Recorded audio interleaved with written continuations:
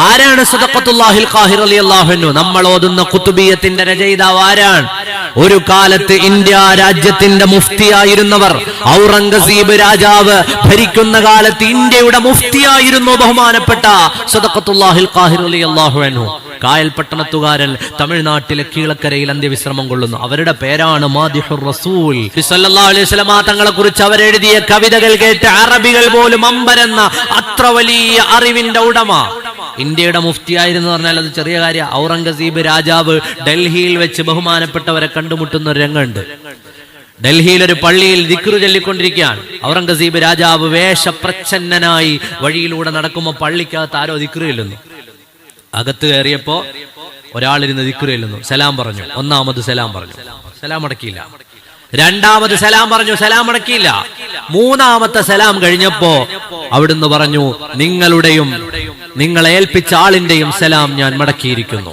ഉടനെ ഔറംഗസീബ് രാജാവ് സലാം മടക്കിയത് കേട്ടപ്പോ തോളത്തൊന്ന് തട്ടി. അപ്പൊ തിരിഞ്ഞു നോക്കിയിട്ട് ചോദിച്ചു, നിങ്ങൾ ആരാണ്? ഞാൻ രാജാവാണ്, ഔറംഗസീബാണ് എന്ന് പറഞ്ഞു. എന്നിട്ട് ചോദിച്ചു, നിങ്ങൾ എന്തുകൊണ്ട് എന്റെ സലാം മടക്കിയില്ല? അവിടുന്ന് പറഞ്ഞു, ഞാൻ അറിഞ്ഞില്ല, ഞാൻ അള്ളാഹുവിനെ ദിക്റ് ചൊല്ലുകയായിരുന്നു. അപ്പൊ മൂന്നാമതോ, ഞാൻ ഒരാളല്ലേ ഉള്ളൂ, നിങ്ങളുടെയും നിങ്ങളെ സലാം കൊണ്ട് ഏൽപ്പിച്ച ആളിന്റെയും സലാം മടക്കി എന്ന് പറയാൻ നിങ്ങൾ മൂന്നാമത് എന്തുകൊണ്ടാണ് അങ്ങനെ പറഞ്ഞത്? അവിടുന്ന് പറഞ്ഞു, ഞാൻ ദിക്റ് ചൊല്ലി, ഞാൻ വേറൊന്നും കേട്ടില്ല, ഞാൻ അള്ളാഹുവിന് ഇങ്ങനെ ദിക്റ് ചൊല്ലിക്കൊണ്ടിരിക്കുമ്പോ എന്നോടൊരു മലക്ക് പറഞ്ഞു, നിങ്ങൾക്കൊരാൾ സലാം പറഞ്ഞിട്ടുണ്ടെന്ന്. ഞാൻ അപ്പോഴാണ് സലാം മടക്കിയത്. നിങ്ങളെയും നിങ്ങൾ കേൾപ്പിച്ച ആളിനും ഞാൻ സലാം മടക്കിയിരിക്കുന്നു. ഔറംഗസീബ് രാജാവ് അവിടുന്ന് പരിചയപ്പെട്ടു. കൊട്ടാരത്തിലേക്ക് ക്ഷണിച്ചു പോയില്ല. ബഹുമാനപ്പെട്ടവരുടെ കൈ പിടിച്ചു. വലിയ മഹാപാണ്ഡിത്യത്തിന്റെ ഉടമയായ സദഖത്തുല്ലാഹിൽ ഖാഹിർ റളിയല്ലാഹു അൻഹു, ഭാഷയിൽ അപാരമായ കഴിവുണ്ടായിരുന്നവർ. അവരുടെ മദ്ഹ് തന്നെ പറയാൻ ഒരുപാട് സമയം വേണം.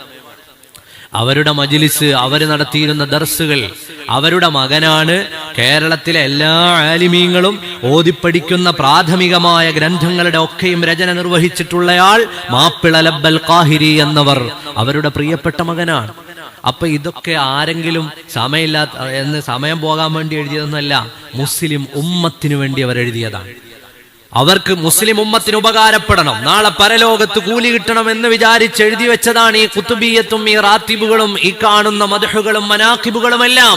മുസ്ലിം സമൂഹം ഇതിന്റെ ചരിത്രവും പാരമ്പര്യവും ഒക്കെ മനസ്സിലാക്കണം, പ്രയാസങ്ങളിൽ നിന്ന് രക്ഷ കിട്ടാൻ, അകാരണമായി പ്രയാസങ്ങൾ പ്രതിസന്ധികൾ വന്നു ചേരാതിരിക്കാൻ, അതുപോലെ ഈമാനോടെ ജീവിച്ചു മരിക്കാനൊക്കെയും കാരണമായി നാളെ പരലോകത്ത് ഉപകാരപ്രദമാകാനൊക്കെയും ലക്ഷ്യം വെച്ചുകൊണ്ടാണ് ഇതിന്റെ ഒക്കെ രചന നടത്തിയിട്ടുള്ളത്.